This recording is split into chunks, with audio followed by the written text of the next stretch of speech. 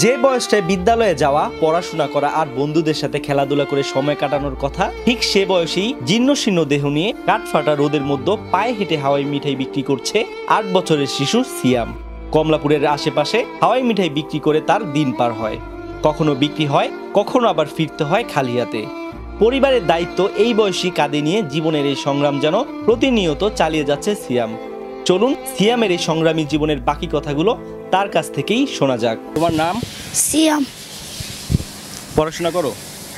না। এগুলা বিক্রি কি তুমি নিজের ইচ্ছে করো নাকি? হ্যাঁ, আব্বু আম্মু করে। জি, আব্বু আম্মু করে।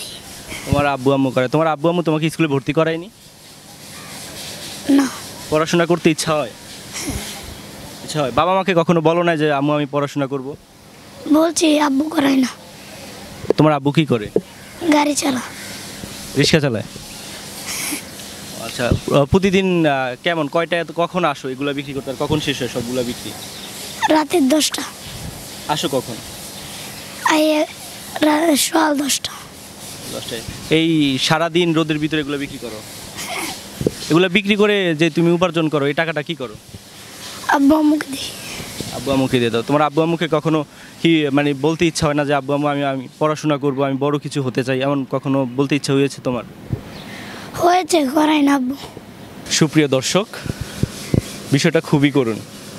সমাজে আর 5টা মানুষের মতন এরা পড়াশোনা করতে চাইলেও পড়াশোনা করতে পারে না। করতে হয় কাজ। শুধুমাত্র পরিবারের দিকে তাকিয়ে এই বয়সটায় যখন খেলাধুলা করার সময়, পড়াশোনা করার সময়, সেই সময় ধরতে হয় সংসারের হাল। এদের জীবনটা আর 5টা সাধারণ শিশুদের মতো নয়। আমাদের সমাজের সকল বাবা মায়ের উচিত নিজ সন্তানের যত্ন নেওয়া। হয়তো অভাবের কারণে তারা নিজের সন্তানকে এভাবে কাজে ছেড়ে দিয়েছে। তারপরেও এদের জীবনে একটি সুন্দর ভবিষ্যতের জন্য আমাদের সকলের উচিত সচেতন হওয়া।